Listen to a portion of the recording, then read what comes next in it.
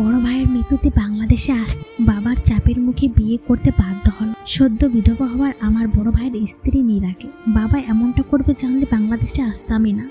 নিজেকে গুছিয়ে নিতে চেয়েছিলাম, কিন্তু তার আগে এত বড় একটা ঝড় বয়ে যাবে জীবনের উপর দিয়ে তা ভাবতেই পারে। 8 মাস আগে ভাইয়া নীরাকে বিয়ে করে এর 2 মাস পরে আমি বিদেশে চলে যাই। নীরাকে কখনো আমি এইভাবে দেখিনি।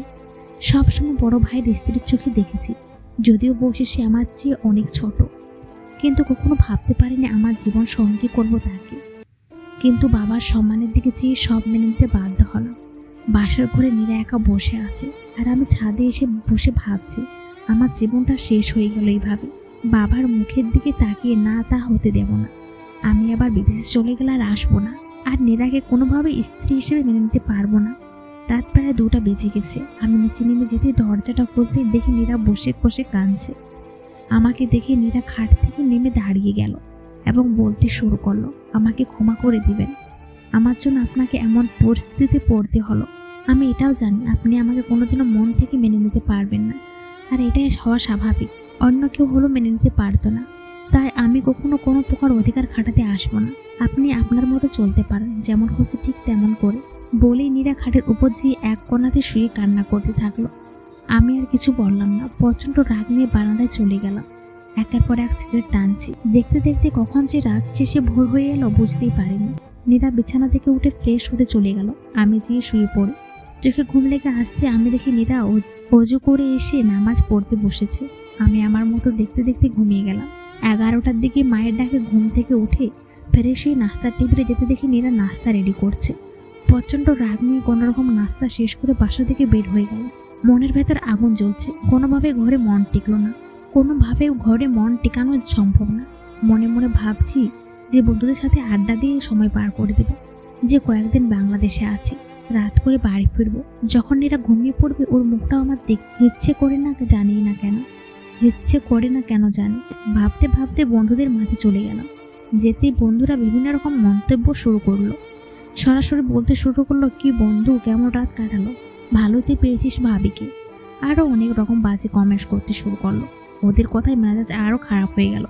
ওদের সাথে তেমন কোনো কথাবার্তা না বলে সেখান থেকে উঠে চলে আসলাম। নিরিবিলি একটা জায়গায় দেখে বসলাম। পকেট থেকে ফোনটা বের করে ডাটা কানেকশন অন করতে মেসেজের টুংটাং শব্দ দিয়ে মেসেজ আসতে শুরু করে দিয়েছে। দিয়ার সাথে বিদেশে থাকা অবস্থা থেকে ফেসবুক পরিচয়। কিছুদিনের ভেতরে আমাদের সম্পর্কটা ভালোবাসার রূপ নেয়। আমি কখনো বিশ্বাস করতাম না যে ভিজুয়ালে ভালোবাসা হয়ে যেতে পারে, কিন্তু দিয়া তা ভুল প্রমাণ করে দিয়েছে। ও আমাকে ফোনের অন্য প্রান্ত থেকে এমনভাবে কেয়ার করেছে যে মনে হতো সবসময় আমার পাশে ছিল। এত হাজার মাইলের দূরত্বেও কোন দূরত্ব মনে হতো না। ব্যস্ততার জন্য এই কয়েকদিনে মেয়েটাকে মেসেজ দিতে পারিনি। না জানি কত কিছু ভেবে বসে আছে। ভাবতে ভাবতে মেসেজ ওপেন করতে দেখি দিয়ার অভিমানী মেসেজ, কি আমাকে ভুলে গেলে বাংলাদেশে এসে? তুমি না বলেছিলে সব কাজ শেষ করে আমার সাথে দেখা করবে, কই তুমি তো এলে না। আসবে তো দূরের কথা, না একটা মেসেজ না কোনো কল। তুমি কি ঠিক আছো? আমি আর দেরি না করে দ্রুত মেসেজ ব্যাক করলাম। আমি ঠিক আছি, একটু ব্যস্ত ছিলাম, বুঝোই তো তুমি। চলো আজ একসাথে লাঞ্চ করব। লিখে বসে আছি। কয়েক মিনিটের ভেতরে দিয়ার রিপ্লাই আসলো, চলো আসো, ঠিকানা দিয়ে দিল। আমি বললাম ঠিক আছে তুমি আসো, আমি আসছি বলে ওখান থেকে উঠে রওনা দিলাম দিয়ার সাথে দেখা করার জন্য। মনে মনে ভাবছি দিয়াকে কি নীরার বিষয়ে কথা বলবো, না কিছুই বলা যাবে না। কিছুদিনেরই তো ব্যাপার, বিদেশে যেতেই নীরাকে ডিভোর্স দিয়ে দেবো। অযথা ওকে বলার দরকার কি। অল্প সময়ের ভেতরে দিয়ার পাঠানো ঠিকানায় চলে আসলাম। ঠিক সময় মতো দিয়াও চলে আসলো। এসে আমাকে জড়িয়ে ধরলো। দিয়া আধুনিক মডার্ন মেয়ে, জিন্স টপ পরে এসেছে। ছবিতে ওকে যতটা সুন্দর লাগে তার চেয়ে অনেক সুন্দর আর স্মার্ট মেয়ে দিয়া। যে কোনো ছেলেই পছন্দ করতে বাধ্য হবে। দিয়াকে যত দেখছি ততই মুগ্ধ হচ্ছে। মনে হচ্ছে না আজ আমাদের প্রথম দেখা সরাসরি, মনে হচ্ছে যুগে যুগে চেনা। নিমেষেই এই কয়েকদিনের যন্ত্রণা যেন ভুলেই গিয়েছি আমি। খুব দারুণভাবে প্রতিটা মুহূর্ত কেটে যাচ্ছে দিয়ার সাথে। দুপুরে লাঞ্চ, রাতে মুভি দেখে ডিনার করা, কেমন করে যে সময়গুলো কেটে গেল। রাত 11:30টার দিকে দিয়ার বিদায় দিয়ে বাড়ির উদ্দেশ্যে রওনা দিলাম। মনটা আবারও খারাপ হয়ে গেল। বাসায় যেতে আবারও নীরার মুখ দেখতে হবে। অসহ্য একটা মেয়ে, দেখার সাথে সাথে মনটা খারাপ হয়ে যাবে। রাত 12টার দিকে বাসায় আসলাম। কয়েকবার কলিং বেল টিপে দিতে নীরা আসে ঘরের দরজাটা খুলে দিল। শরীরে শাড়ি ঠিক মতো নেই, মনে হয় ঘুমিয়েছিল। চুলগুলো এলোমেলো হয়ে মুখের সাথে লেপটে ছিল। আমি কয়েক মুহূর্ত তার দিকে তাকিয়েছিলাম।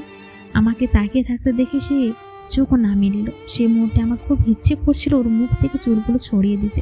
এক অন্যরকম মদকতার সেই মুহূর্তে আমাকে পেয়ে বসেছিল। পরক্ষণে নিজেকে সামলে আমি ঘরে ঢুকে গেলাম।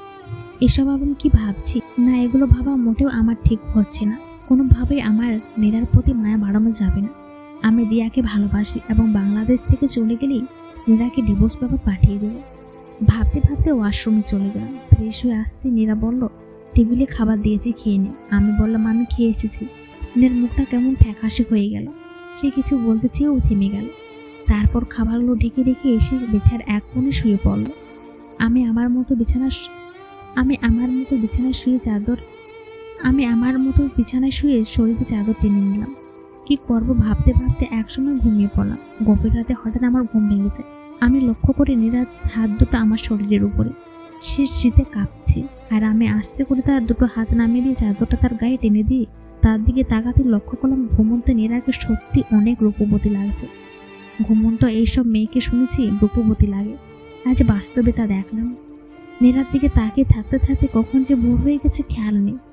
নীরা ভোরে ঘুম থেকে উঠে আমি চোখ দুটো বন্ধ করে নিলাম, যেন নীরা কোনো কিছু বুঝতে না পারে। নীরা বিছানা ছেড়ে আলমারি থেকে শাড়ি নিয়ে চলে গেল ওয়াশরুমে গোসলের জন্য। এক সময়ের ভেতরে নীরা গোসল করে বের হয়ে আসতে আমি উঠে বসলাম নিজে ফ্রেশ হওয়ার জন্য। ফ্রেশ হয়ে এসে নীরার দিকে তাকাতে আমার চোখ আটকে গেল।